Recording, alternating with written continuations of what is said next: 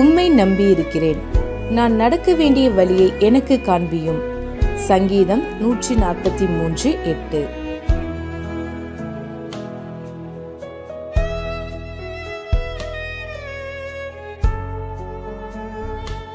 Cause me to hear thy loving kindness in the morning, for in thee do I trust. Cause me to know the way wherein I should walk. Psalms 143:8.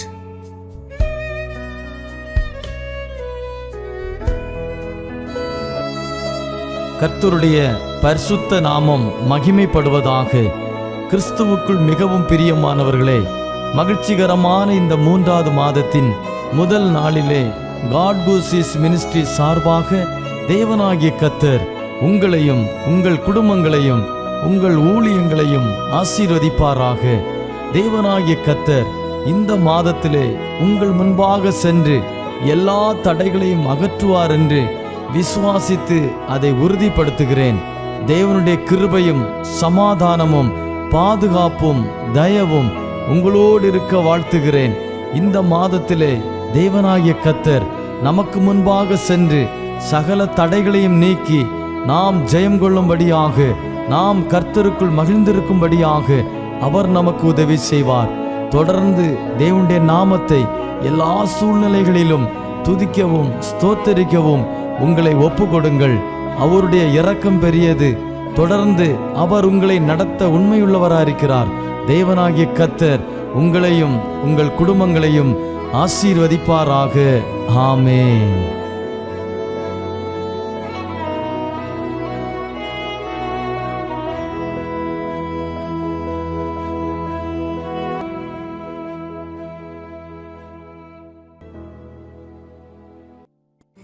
மீட்பரும் இரட்சகருமாகிய நசரேயனாகிய இயேசு கிறிஸ்துவின் இனிய நாமத்தில் உங்கள் யாவருக்கும் அன்பின் வாழ்த்துக்களை தெரிவித்துக் கொள்கிறோம்.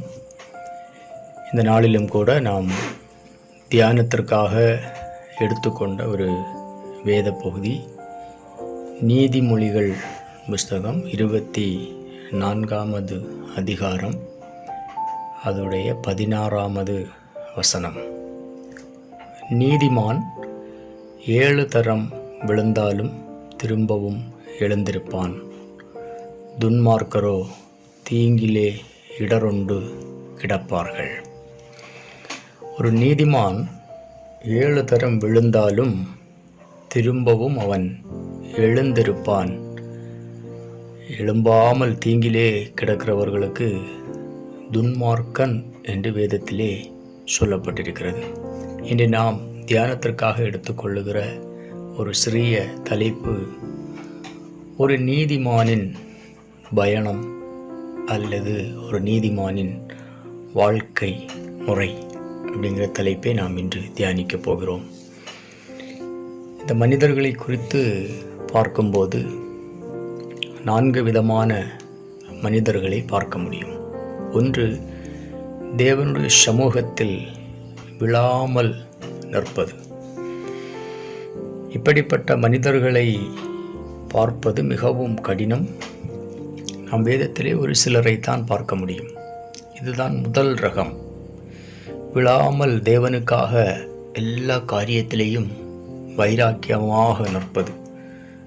நான் சில நேரங்களிலே சில நபர்கள் இப்படி சொல்லுவதை கேட்டிருக்கிறேன். இதுவரைக்கும் விழாமல் நிற்பதற்கு கர்த்தர் எங்களுக்கு கிருபை தந்தார். இவங்கெல்லாம் பிரபலமான ஊழியக்காரர்கள் இல்லை, கிராமங்களிலே சிறிய ஊழியங்களை செய்து கொண்டிருக்கிறவர்கள். அவர்களோடு பேசும்போது இந்த வார்த்தைகள் சொல்லுவதை நான் கேட்டிருக்கிறேன். இத்தனை வருடம் ஊழியம் செய்திருக்கிறோம், இதுவரை விழாமல் நிற்க கர்த்தர் கிருபை தந்திருக்கிறார் என்று. இது முதல் ரகம். விழாமல் எல்லா விஷயங்களிலும் கண்ணும் கருத்துமாக நிற்கிற ஒரு ரகம். இது மிகவும் அரிதாகத்தான் காணப்படும். இரண்டாவதாக ஒரு ரகம் இருக்கிறது. இது விழுந்து எழும்புவது. விழுந்து விடுவார்கள். ஏதாவது ஒரு விஷயத்திலே சில நேரங்களில் கோபம், எரிச்சல், இப்படி ஒவ்வொன்றாக ஒரு மனிதனிடம் இருக்கும். இதில் ஏதாவது ஒரு விஷயத்திலே அந்த மனிதர்கள் விழுந்து விடுவதுண்டு. அப்படி விழுந்தவர்கள் உடனடியாக தான் எந்த இடத்திலே விழுந்தோம் என்று அறிந்து தேவனிடத்திலே ஒப்புரவாகி மீண்டும் எழும்பி விடுவார்கள். இது இரண்டாவது ரகம். மூன்றாவதாக ஒரு ரகம் இருக்கிறது. இவர்கள் விழுந்து விழுந்து விழுந்து எழும்புவதுதான். எந்த விஷயத்தையும் விழுந்து விடுவார்கள். விழுவதும் எழுவதும் விழுவதும் எழுவதுமாக ஒரே விஷயத்தில் ஒரு நாள் விழுந்துருவாங்க, ரெண்டாவது மனஸ்தாபப்பட்டு எழும்புவாங்க, பின்னும் அதே விஷயத்தில் விழுந்துருவாங்க, மீண்டும் எழும்புவாங்க. இதை கொஞ்சம் கவலைக்கிடமான ஒரு நிலம் என்று தான் நாம் சொல்ல முடியும். இவர்களை நம்ம ஒருபோதும் ஒரு விதத்திலும் இவர்களை நாம் கணிக்க முடியாது. எப்போ விழுவாங்கள் என்றும் தெரியாது, எப்போது அவர்கள் எழுந்திருப்பார்கள் என்றும் தெரியாது. நான்காவதாக ஒரு ரகம் இருக்கிறது, விழுந்தே கிடப்பது. அவர்கள் எழும்புவதற்கு முயற்சிப்பதும் இல்லை. எந்த இடத்தில் விழுந்தார்களோ அந்த இடத்தில் அப்படியே விழுந்து கிடக்கிறது. இப்படி 4 விதமான கிறிஸ்தவ வாழ்க்கை அனுபவத்திற்குள் இருக்கிற நபர்களை நாம் பார்க்க முடியும். ஆனால் வேதம் சொல்லுகிறது, நீதிமான் 7 தரம் விழுந்தாலும் திரும்பவும் எழுந்திருப்பான். ஒரு மனிதன் தன்னுடைய வாழ்க்கையில் விழுவது என்பது அவனுக்கு விரோதமாக சத்ருவானமான அநேக திட்டங்களை தீட்டிக்கொண்டே இருப்பான். ஆனாலும் வேதம் சொல்லுகிறது, அவன் நீதிமானாக இருக்கிறபடியினால விழுந்தாலும் கூட அவன் 7 தரம் விழுந்தாலும் திரும்பவும் எழுந்திருந்து தேவ சமூகத்திலே பலன் கொள்ளுவான். ஆனால் இந்த உலகத்திலே நாம் பார்க்கிற போது உலகத்தில் நீதிமான்கள் மிகவும் குறைவு. சல்லடை போட்டு தேடினாலும் நீதிமான்களுடைய எண்ணிக்கை மிகவும் குறைவு. நாம் முழு வேதத்தையும் தியானித்தோம் என்றால் நீதிமான்களுடைய எண்ணிக்கை மிகவும் குறைவாகவே இருக்கிறது.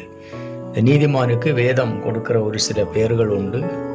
நீதிமான், உத்தமன், சன்மார்க்கன், தேவனுக்கு பயந்தவன் என்றெல்லாம் வேதத்திலே நீதிமான்களை குறித்து பல பெயர்களிலே நாம் அறியப்பட்டிருக்கிறோம்.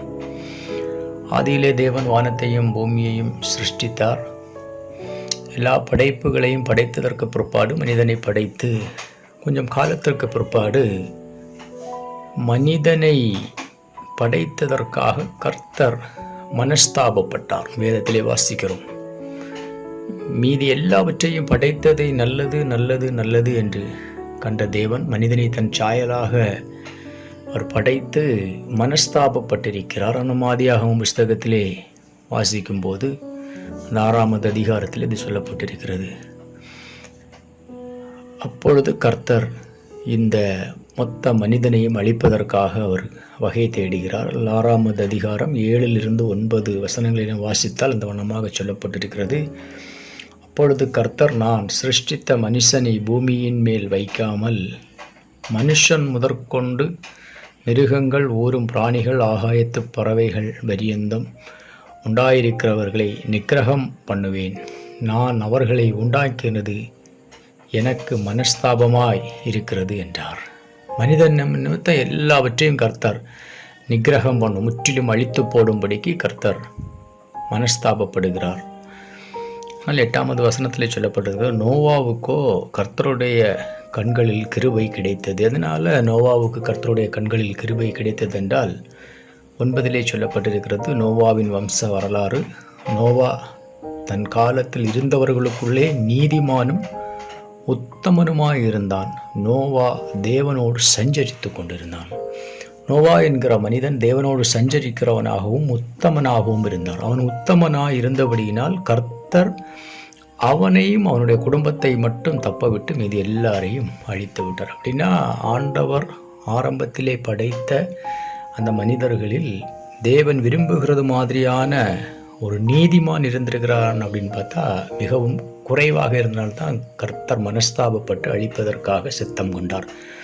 அதிலே ஒரே ஒரு நீதிமான் நோவா என்கிற ஒரு மனிதன் இருந்தபடியினால் அவனை மட்டும் தப்புவிக்கும்படி கர்த்தர் அவனை பேழைக்குள்ளே கொண்டு வந்தார். இந்த வரலாறு நமக்கு தெரியும். 2வதாக நாம் வேதத்தில் இன்னொரு பகுதியை நாம் தியானிக்கிற போது ஆதியாகமம் புஸ்தகம் 18வது அதிகாரம் அதனுடைய 19வது வசனத்திலிருந்து 32 வரை நாம் வாசித்தோமெனால், சோதோம் கொமோரா என்கிற பட்டணத்தை அழிப்பதற்கு தேவன் சித்தம் கொள்கிறார். நான் செய்யப்போகிற காரியங்களை ஆபிரகாமுக்கு மறைப்பேனோ என்று சொல்லி ஆபிரகாமுக்கு அதை வெளிப்படுத்தும் போது ஆபிரகாம் தேவனோடு பேசுகிறார். அந்த பட்டணத்தில் 50 நீதிமான்கள் இருந்தால் நீர் அழிப்பீரோ என்று கேட்கிற போது ஆண்டவர் சொல்லுகிறார், 50 நீதிமான்களின் நிமித்தம் நான் அந்த பட்டணத்தை அழிப்பதில்லை. திரும்பவும் ஆபிரகாம் ஆண்டவரோடு இந்த ஒரு விஷயம் என்னகி அடியேனே வார்த்தையை கேளும் என்று சொல்லி திரும்ப 45 நீதிமான நிமித்தம் அழிப்பீரோ என்கிறார். அழிக்க மாட்டேன் ஆண்டவர் திரும்பவும் சொல்லுகிறார். திரும்பவும் ஆபிரகாம் இறங்கி வந்து 40 நீதிமான நிமித்தம் இந்த பட்டணத்தை நீர் அழிக்காமல் இருப்பீரோன்னு கேட்டப்போ ஆண்டவர் அழிக்க மாட்டேன்னு சொல்லுகிறார். திரும்பவும் இறங்கி வந்து 30 நீதிமான்களின் நிமித்தம் அந்த பட்டணத்தை அழிப்பீரோன்னு கேட்டால் ஆண்டவர் அழிக்க மாட்டேன்னு சொல்கிறார். திரும்பவும் 20 நீதிமானுக்கு வர்றாரு. கடைசியாக இந்த ஒரு தரம் மட்டும் நான் கர்த்தரோடு பேச துணிந்தேன் என்று சொல்லி 10 நீதிமான் இருந்தால் அந்த பட்டணத்தை அழிப்பீரோன்னு கேட்டப்போ ஆண்டவர் சொல்கிறாரு, 10 நீதிமான் இருந்தால் நான் அந்த பட்டணத்தை அழிக்க மாட்டேன். ஆனால் விளைவு என்ன ஆனது என்றால் ஆண்டவர் சோதோம் குமோரா பட்டணத்தை அழித்தார். அப்படின்னா அந்த பட்டணத்திலே ஒரு 10 நீதிமான் கூட இல்லாது இருந்தது. ஒரு 10 நீதிமான் இருந்திருந்தால் அந்த 10 நீதிமானின் நிமித்தம் கர்த்தர் அந்த பட்டணத்தை அழித்திருக்க மாட்டார். அப்படியானால் நீதிமான்கள் மிக மிக மிக மிக குறைவாகத்தான் இருக்கிறார்கள். இதை தான் நாம் மீகா எழுதின புஸ்தகத்திலே 7ஆம் அதிகாரம் 2-3 வசனங்களை நாம் வாசித்தால், தேசத்தில் பக்தி உள்ளவன் அற்றுப்போனான், மனுஷரில் செம்மையானவன் இல்லை, அவர்கள் எல்லோரும் இரத்தம் சிந்த பதிவிருக்கிறார்கள், அவனவன் தன் தன் சகோதரனை வலையிலே பிடிக்க வேட்டையாடுகிறான், பொல்லாப்பு செய்ய அவர்கள் 2 கைகளும் நன்றாய் கூடும், அதிபதி கொடு என்கிறான், நியாயாதிபதி கைகூலி கேட்கிறான், பெரியவன் தன் துராசையை தெரிவிக்கிறான், இவ்விதமாய் புரட்டுகிறார்கள். அப்படின்னா அந்த உலகத்தில் நீதிமான்கள் மிகவும் குறைவாகவே இருக்கிறார்கள். ஆரம்பத்திலிருந்து நம்ம வேதத்தை தியானித்தோம் என்றால், நீதிமான் என்ற போர்வையை போர்த்தி கொண்டு அநேக நபர்கள் உலக பிரகாரமாக நடக்கிறார்கள். ஒருவர் மற்றவரை அவர் நீதிமான் என்றெல்லாம் சொல்லுகிறார்கள். ஆனால் நீதிமான் மிகவும் குறைவாகவே இருக்கிறது. அன்றைய காலத்திலிருந்து இன்று வரை நீதிமான்கள் உலகத்தில் மிக மிக மிக மிக குறைவு. ஆனால் வேதம் சொல்லுகிறது, ஒரு நீதிமானுடைய வாழ்க்கையிலும் சில நேரங்களில் விழுந்து போகிற அந்த அனுபவம் வரும். அப்படி விழுந்தாலும் அந்த நீதிமான் 7 தரம் விழுந்தாலும் திரும்பவும் எழுந்திருப்பான். கர்த்தர் நம்ம எல்லாரையும் நீதிமானாய் மாற்றி இருக்கிறார். அவருடைய இரத்தத்தினாலே நம்ம பாவத்துக்கு மரித்து நம்ம நீதிக்கு பிழைத்தவர்களாக இருக்கிறோம். நம் பாவம் எல்லாம் மன்னிக்கப்பட்டு எப்போது நாம் ஆண்டவராகிய இயேசு கிறிஸ்துவை சொந்த இரட்சகராக ஏற்றுக்கொண்டோமோ அப்போதே ஒரு மனிதனுடைய எல்லா பாவங்களும் மன்னிக்கப்படுகிறது. மேற்குக்கும் கிழக்குக்கும் எவ்வளவு தூரமோ அவ்வளவு தூரமாய் நம்முடைய பாவங்களை நம்மளை விட்டு அவர் விலக்கினார். நம்முடைய பாவங்களை எல்லாம் அவருடைய முதுகுக்கு பின்னாக எறிந்துவிட்டு துன்மார்க்கமாய் நடந்தவர்களையும் கர்த்தரோட இரத்தத்தினாலே கழுவி நீதிமானாய் மாற்றினார். விசுவாசத்தினாலே நாம் நீதிமான்களாய் மாற்றப்பட்டிருக்கிறோம். இப்போதும் கூட சில நேரங்களில் தேவ சமூகத்திலிருந்து தேவனுக்கு பிரியமில்லாத காரியங்களில் விழுந்து போகிற அனுபவம் இருந்தால், இதில் நாம் எந்த நிலையில் இருக்கிறோம் என்பதை ஒன்று சுயமாக பரிசோதனை செய்து கொள்ள வேண்டிய நேரம் இது. விழாமல் நிற்பது கர்த்தர் தருகிற கிருபை. விழுந்து எழும்புவது என்று ஒரு தரம் இருக்கிறது, விழுந்து விழுந்து எழும்புவதும் விழுந்தே கிடப்பதும். ஆனால் வேதம் சொல்லுகிறது, நீதிமான் 7 தரம் விழுந்தாலும் திரும்பவும் எழுந்திருப்பான்.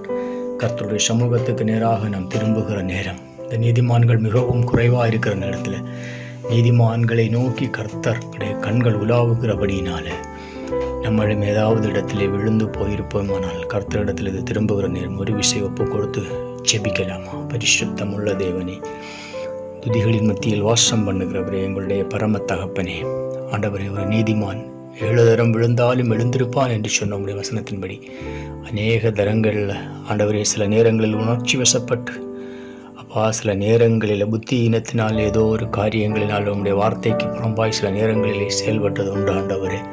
ஆனாலும் கர்த்தர் எழுந்து நிற்க கிருபை தருவீராக அப்பா. நீர் விரும்புகிற அந்த நீதிமானாய் இந்த உலகத்திலே மிகவும் குறைவாக இருக்கிற அந்த நீதிமான்களுக்குள் பட்டியலுக்குள் எங்களையும் எங்கள் குடும்பத்தாரையும் எங்கள் சபையையும் எங்கள் தேசத்தையும் எங்கள் மக்களையும் கொண்டு வருவீராக சுவாமி. தாழ்த்தியும் கரங்களில் ஒப்பு கொடுக்கிறோம். இயேசு கிறிஸ்துவின் மூலம் கிருபையாய் எங்களுக்கு இறங்கி எங்களை நீதிமானாய் மாற்றுவீராக. இயேசு கிறிஸ்துவின் இனிய நாமத்தில் எங்கள் ஜெபம் கேளும் பிதாவே, ஆமேன். கடல் கடந்து சென்றாலும் தீ நடுவே நடந்தாலும் புயல் சூழ்ந்து எழுந்திடும் காரிருளை நீ கடந்திட நேர்ந்தாலும் உன்னோடு நான் இருப்பேன், உன்னோடு நான் இருப்பேன். அஞ்சாதே, கலங்காதே. கடல் கடந்து சென்றாலும் தீ நடுவே நடந்தாலும் புயல் சூழ்ந்து எழுந்திடும் காரிருளை நீ கடந்திட நேர்ந்தாலும் உன்னோடு நான் இருப்பேன், உன்னோடு நான் இருப்பேன். அஞ்சாதே, கலங்காதே.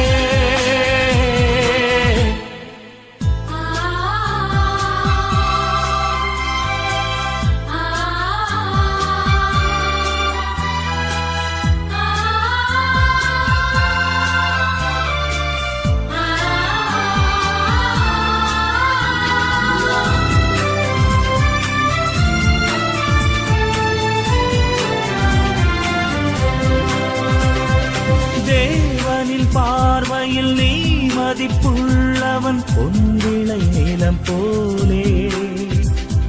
பூமியில் வாழ்ந்திடும் யாவிலும் உன்னிலை உயர்ந்தது அவராலே. தேவனின் பார்வையில் நீ மதிப்புள்ளவன், பொன்விளை நிலம் போலே. பூமியில் வாழ்ந்திடும் யாவிலும் உன்னிலை உயர்ந்தது அவராலே. பால் நினைந்தூட்டிடும் தாய் மறந்தாலும் நீ அவர் மடி மேலே. மனம் தேற்றுவார், பலம் ஊட்டுவார், வாழ்வினி ஒளிதானே. அஞ்சாதே, கலங்காதே.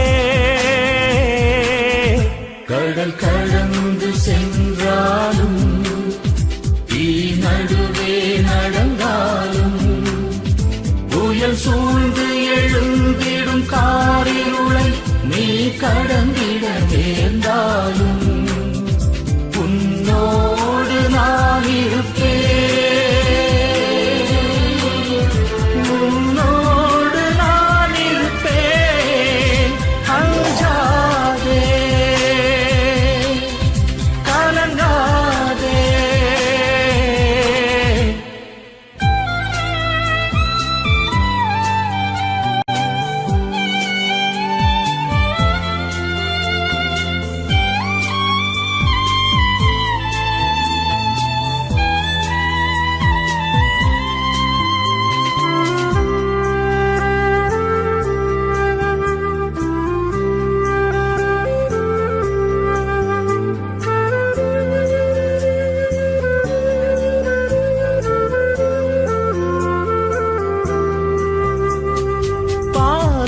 பாதையும் பாழ்விழி ஓடையும் தோன்றிடும் அவர் கையால். வான்படை ஆண்டவர் வாய்மொழியால் வரும் மேன்மையை அவர் சொல்வார். பாலையில் பாதையும் பாழ்விழி ஓடையும் தோன்றிடும் அவர் கையால். வான்படை ஆண்டவர் வாய்மொழியால் வரும் மேன்மையை அவர் சொல்வார். பார்வை இழந்தவர் வாய் திறவாதோர் யாவரும் நலமடைவார். இறையாட்சியில் அவர் மாட்சியில் மானிடம் ஒன்றாகும். அஞ்சாதே, கலங்காதே. கடல் கடந்து சென்றாலும் தீ நடுவே நடந்தாலும் புயல் சூழ்ந்து எழுந்திடும் காரிருளை நீ கடந்திட நேர்ந்தாலும் உன்னோடு நான் இருப்பேன்,